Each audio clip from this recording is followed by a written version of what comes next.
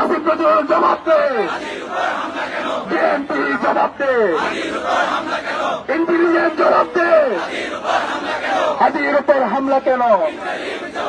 দিল্লি না ঢাকা?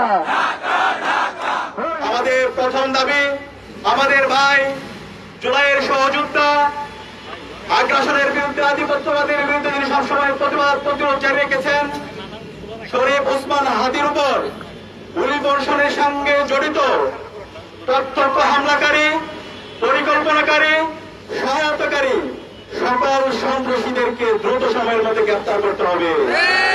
একই সাথে গোয়েন্দা সংস্থা সহ রাষ্ট্রের সকল সংশ্লিষ্ট অর্গানকে দ্রুত জবাবদিহিতার আনতে হবে। একই সাথে যাদের গাফিলতি প্রমাণিত হবে তাদের বিচারের মুখোমুখি করতে হবে। একই সঙ্গে যারা হামলায় সমর্থন জুগিয়েছে, হাদি ভাই এবং জুলাই বিপ্লবীদেরকে যারা হত্যাযজ্ঞ করেছে, সেই কালচারাল ফ্যাসিস্ট চক্রের বিরুদ্ধে সম্পূর্ণভাবে বয়কট করতে হবে। আমাদের এই কালচারাল ফ্যাসিস্ট চক্র আমাদের ভাই ওসমান শরীফ হাদি ভাইকে হত্যাযজ্ঞ করেছে এবং জুলাই প্রজন্মকে হত্যাযজ্ঞ করেছে। এই কালচারাল ফ্যাসিস্ট চক্রের বিরুদ্ধে আমাদের সামাজিকভাবে বয়কট করার জন্য বাংলাদেশের সবাইকে আহ্বান করছি।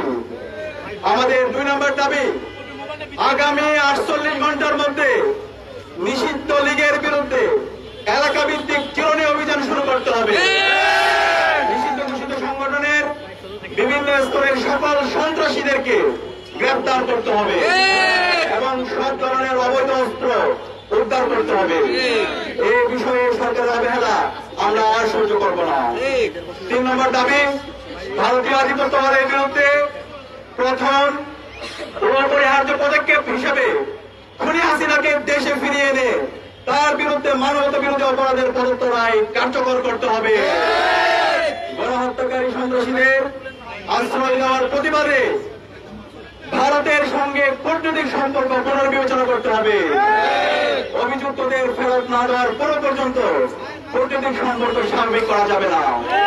এই 3 দফা দাবি অনতিবিলম্বে না মানা হলে এবং আইন শৃঙ্খলা পরিস্থিতি দৃশ্যমান পরিবর্তন না দেখাতে পারলে স্বরাষ্ট্র উপদেষ্টা, আইন উপদেষ্টা এবং পররাষ্ট্র উপদেষ্টাকে পদত্যাগ করতে হবে।